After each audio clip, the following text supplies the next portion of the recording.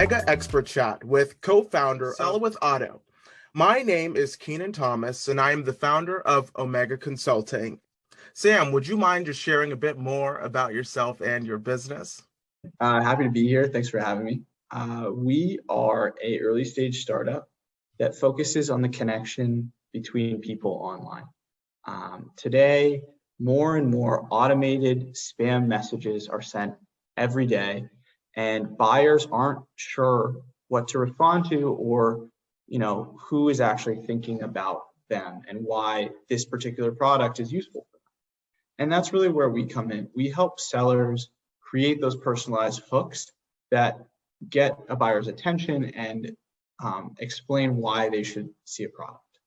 That can manifest in seeing that someone is hiring for a job and messaging that directly to that person. It can manifest in articles that we find that we can use to personalize the messages about similar things. So if you're selling some sort of cybersecurity product and the person you're reaching out to just did a podcast on cybersecurity, we can dynamically bring that into our messaging.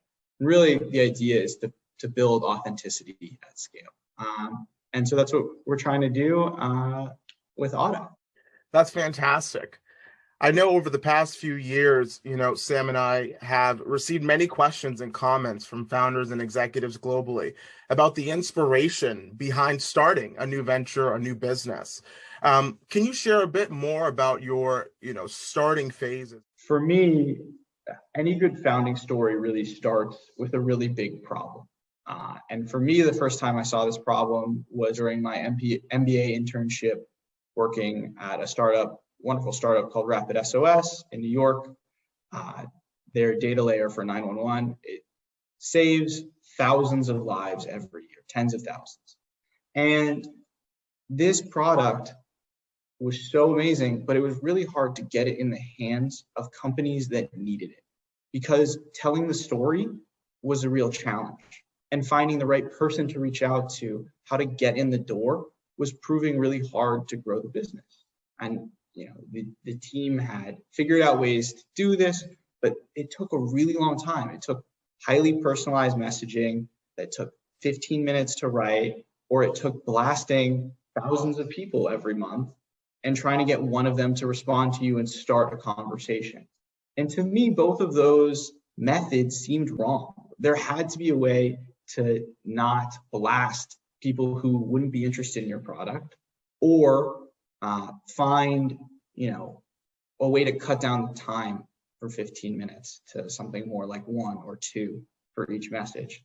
And that problem is what really drove me to want to do something in this space. And just I think you kind of know this feeling of something starts gnawing at you and you can't put it down. And that's where I got to with the problem of cold outreach and how to improve it.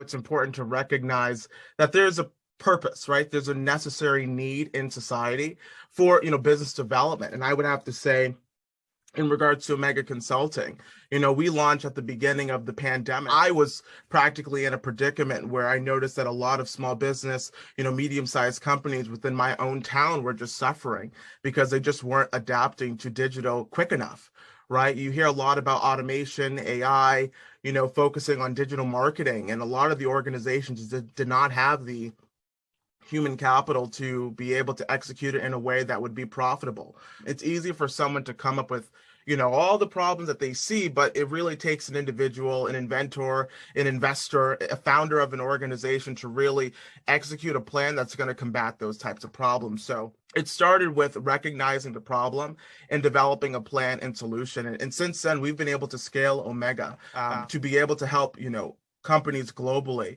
on their business transformation, recognizing their data analytics, being able to use those data analytics to focus more on ways that they can be able to use that analysis to improve their business strategy. On that point pertaining to the failure for some organizations and for some startups, what have you noticed has been a particular trend, for startups that they're starting strong, and then all of a sudden, a few months down the line, they go out of business? I think failure is part of the experience of entrepreneurship, and it's it's really, most times in life, you were taught to avoid failure. You go to school, you don't want to get the F. You go to your first job, you don't want to get fired. You don't want to fail in as many ways as possible. And that's kind of what we're taught within society. But once you get into entrepreneurship, the idea is really the opposite. It's like, I need to learn how to fail as fast as possible at something to know it doesn't work, and then try something else. And that's really, I think, what derives a very good founder from one that's struggling a little bit more, is the ability to fail quickly and move on to the next thing. I think there's so many stories of these businesses that were at one time on the brink of destruction. Like, money is out the door. There's like, people are getting paid pennies on the dollar because the business can't afford anything, and then they can turn it around. And because there wasn't the fear of failure, it's the acceptance that failure will happen. And then instead, like, how do you recover and change from it? And I think that's really the importance of it. But, Keenan, I'm curious, like, what do you think your role within Omega is of like failing? How do you incentivize your team and coach them through what can kind of be a very tough challenge?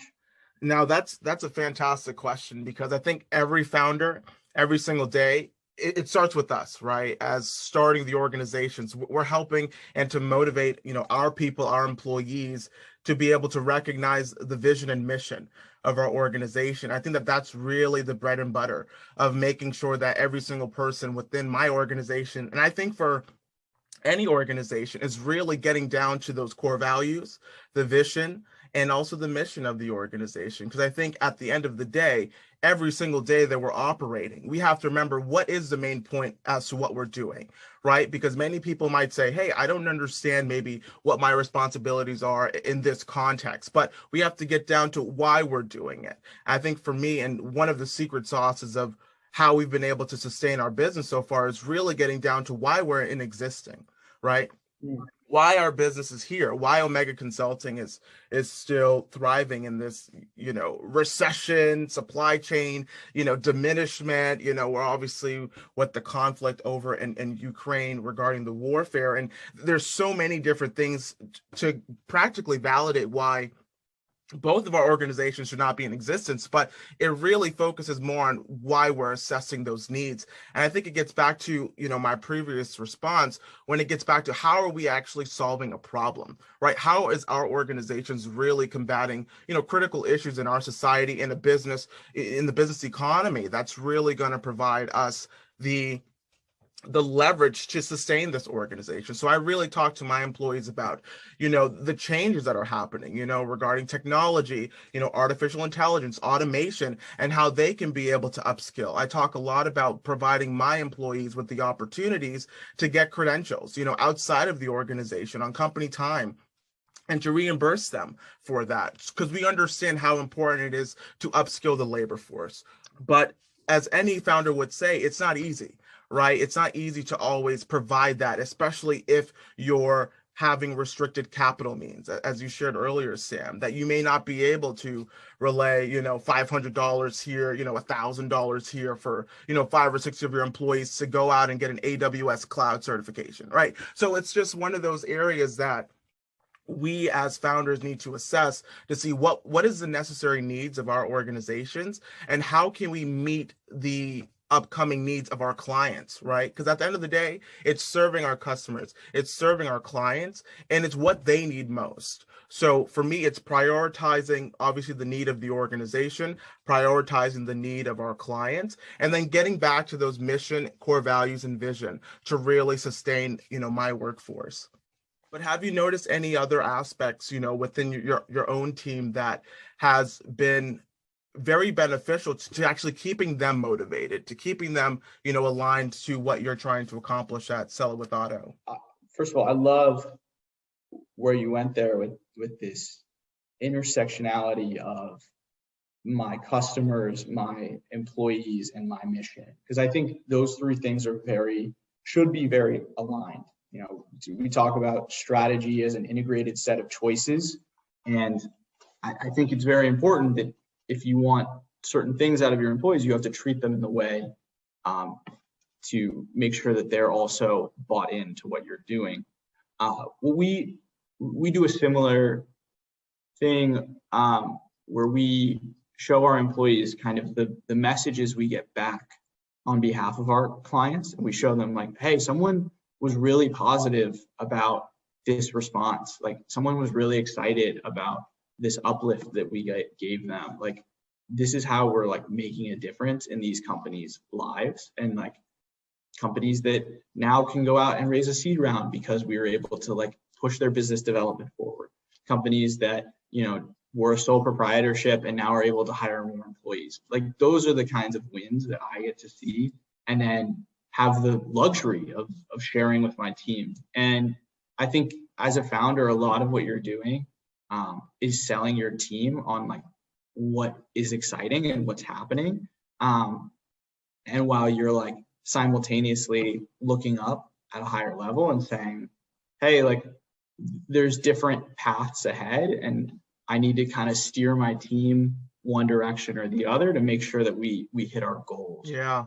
And I think as you shared earlier, like starting with that accountability, I think that's something that many, founders often don't focus on when they first start, because oftentimes they're focused more on themselves, right?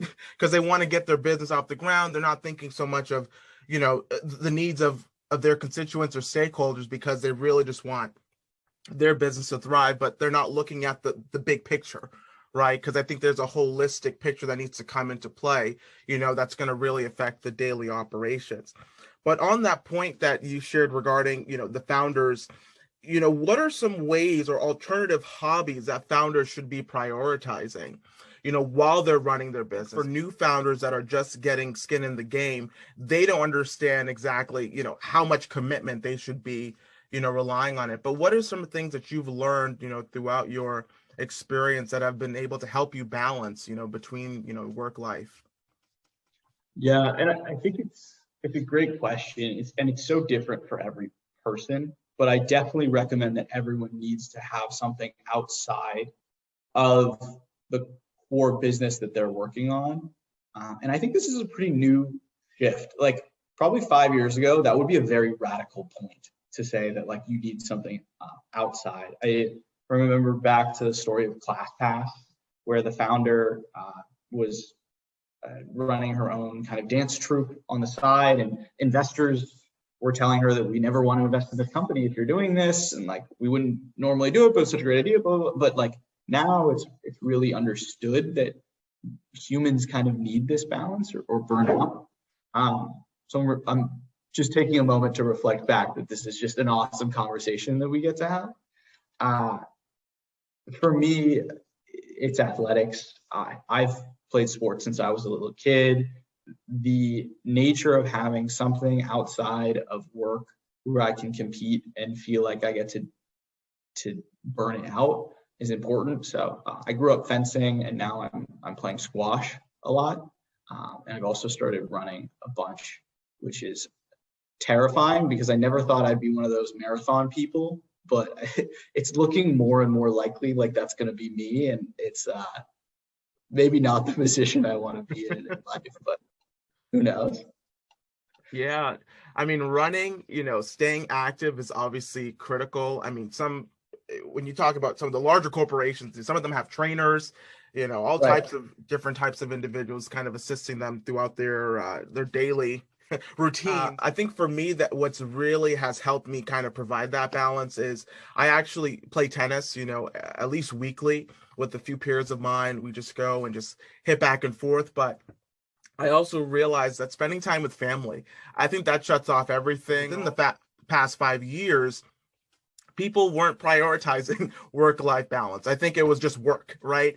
And I think now we're realizing, especially that we're working from home, we're working remotely from different locations, there needs to be some sort of an off switch, right? In order to really provide the most productivity and the most value to our work that we do on a day-to-day basis. Because if we're not having that time to shut off, tune out or just use something outside of the daily operations, we're going to go into overdrive, and it's going to affect our I productivity. think going back to what we were discussing a little earlier, I don't think that the rest time is necessarily a time that you don't think about the business. Like I spend 18 hours a day awake thinking about it. And if you ask my partner, I'm pretty sure she would say that I spend the time that I'm sleeping also muttering and thinking about it. It's like, it's always present. But I think it's really important that you take the step outside of just the desk, the laptop, and create different opportunities for you to move your body or access your brain in different ways. And that allows for new ideas to flow in. Because what ends up happening when you just sit in front of the computer all day is you get stopped. Like you hit the wall and you're like, I can't factor anything else. I can't think about anything.